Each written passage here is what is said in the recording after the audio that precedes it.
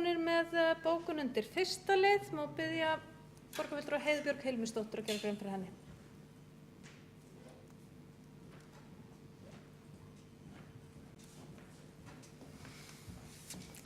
Forseti, borgarfulltrúar, við erum með bókun meirihlutans í fyrsta lið.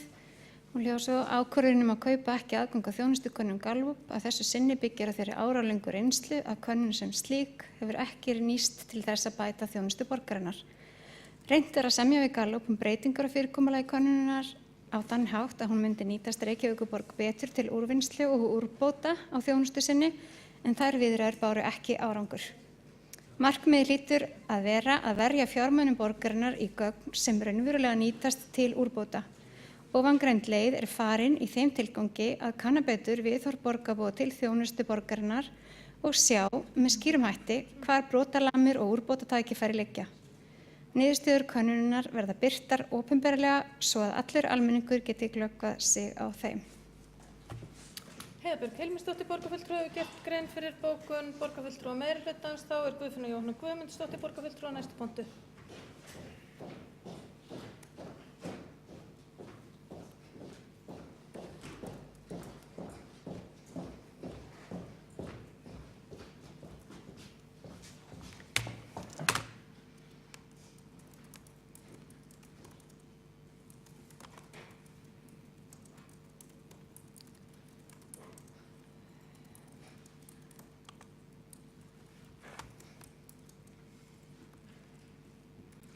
Það smá vesen hérna með músina og tölvunni.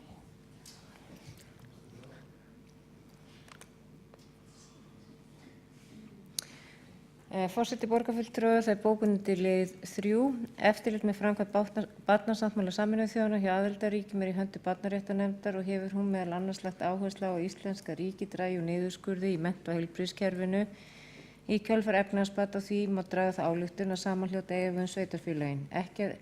Ekki annað hægt en að setja spurningamerki við niðurskurð á skóla- og frístundasviði í ljósi þess að skólastjórnendur og foreldrafélög hafi lýst miklum áhyggjum yfir áhrifum þess niðurskurðar á skólastarf og sérkennslu barna sem á henni þurfa að halda. Ekki hægt að sjá að sú ákvörðun hefði tekið með áhrifagreiningu og réttindi og þarfir barna í huga eins og lagt til í skýrslu starfshóps í tilefni lögfestingar samnings Sameinuðu þjóðanna réttindi barnsins. Síðan það bókun undir lið 1. Það mjög dapurt að meirihluti borgarstjórnar vilja ekki taka þátt í þjónustukönnun 19 stærstu sveitarfélaga landsins og horfast í augu við niðurstöðu slíkrar könnunar og sjá hvernig borgin kemur út í samanburði við önnur sveitarfélög. Ekki verið séð að slík afneitun sé í anda yfirlýstrar stefnu meirihlutans að hlusta á alls konar raddir. Síðan það bókun við lið 5. Nauðsynlegt að fjölga íbúðum í Úlfarsárdalnum, hverfi og lítið eins og það Til að takast á við húsnæðisvandann í borginni þarf borgin að geta úthlutað fjölbýlishúsalóðum en engri fjölbýlishúsalóð með fleiri 5 íbúðum var úthlutað á síðasta ári. Þær lóðir sem verið að byggja á í höndum annarra aðila og hæpi að þessir aðilar séu að fara að byggja og selja litlar og ódýrar íbúðir. Það auka ekki þarna inn í. Þó það standi til að borgin úthluta þessu og næstu misserum lóðu fyrir samtals 1200 íbúðir þá það ekki nóg. Auk þess að það vantar 700 félagslega leiguíbúðir og 1000 stúdentaíbúðir, þá vantar íbúðir fyrir ákveðinn hóp fólk þar sem bæði húsnæðisverð og leiguverð á almenna markaðnum hátt, til dæmis ungt fólk sem á ekki eigið fé og kemst ekki gegnum greiðslumat en að leigja almenna markaðnum langt umfram greiðslugetu eða býr enn í foreldrahúsum eða ólöglegu húsnæði. Lausnin á vanda þeirra felst til dæmis í því að kaupa búseturéttaríbúð eða leigja hjá félagi sem rekið án hagnaðarsjónarmiða, en þá þurfa að vera til lóðir fyrir slík félög. Því nauðsynlegt að skipuleggja meiri byggð í Úlfarsárdalnum, til dæmis á svæðinu fyrir ofan Mýmisbrunn. Borgarfulltrúi Guðfinna Jóhanna Guðmundsdóttir hefur lokið að gera grein fyrir bókun barnasáttmálann hefur ekki borist. Það er gott að fá hana. Já, ég er ekki með hana. Þá það borgarfulltrúi Sjálfstæðisflokks. Borgarfulltrúi Halldór Halldórsson.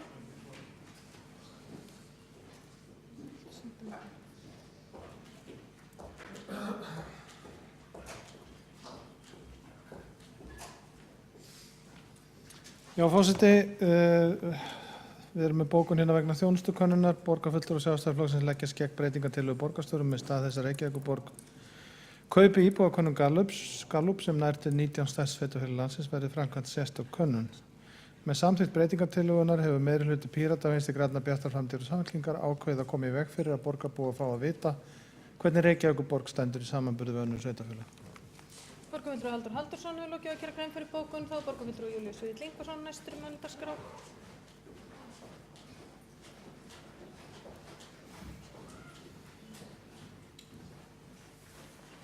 Forseti, ég ætla að lesa bókun borgarfulltrúa Sjálfstæðisflokksins við 25. lið fundargerðar borgarráðs frá 4. febrúar.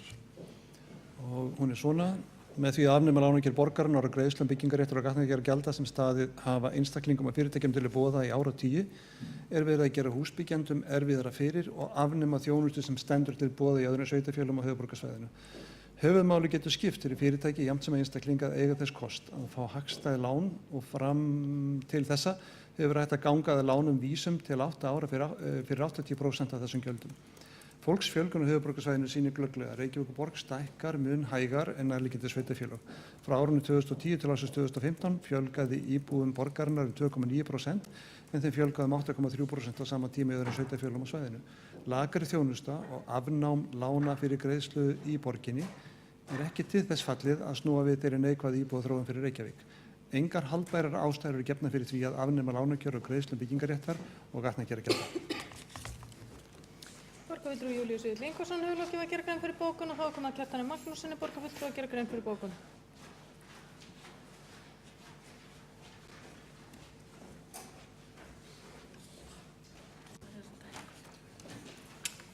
Forseti, góðir borgarfulltrúar, gerir hér grein fyrir bókun Sjálfstæðisflokks og Framsóknar og flugvallavinna vegna fundargerðar síðasta borgarráðsfundar. Hún hljóðar svo: borgarfulltrúar Sjálfstæðisflokksins og Framsóknar og flugvallavinna telja brýnt að endurnýjun á gervigrasvöllum í Reykjavík verði hraðað í því skyni að hætta sem fyrst notkun á svörtu úrgangsdekkjakurli SBR á yfirborði þeirra.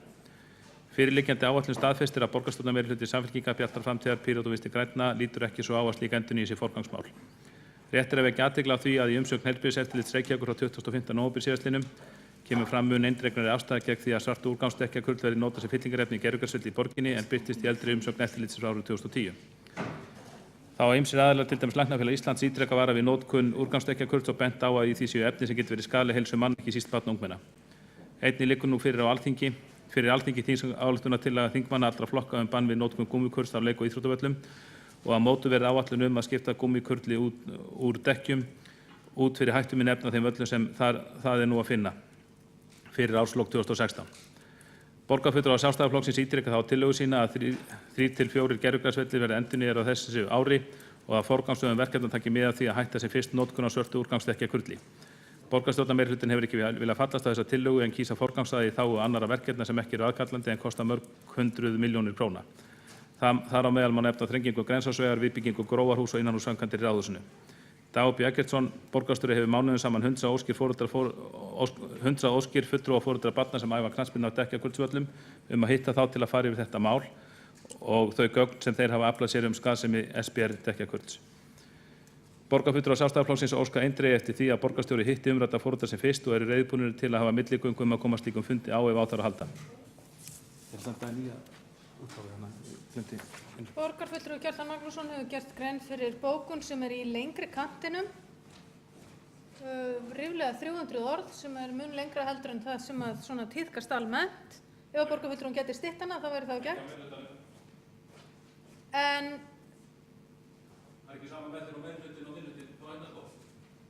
gerð hefur verið grein fyrir öllum þeim bókunum sem að boðaðar hafa verið. Það er alveg skýrt að bókanir eiga að vera stuttar og snarpar og það gildir það sama meirihluta og minnihluta í þeim efnum. Þá er ekki fleira sem liggur fyrir þessum fundi og er honum slitið klukkan 21:37.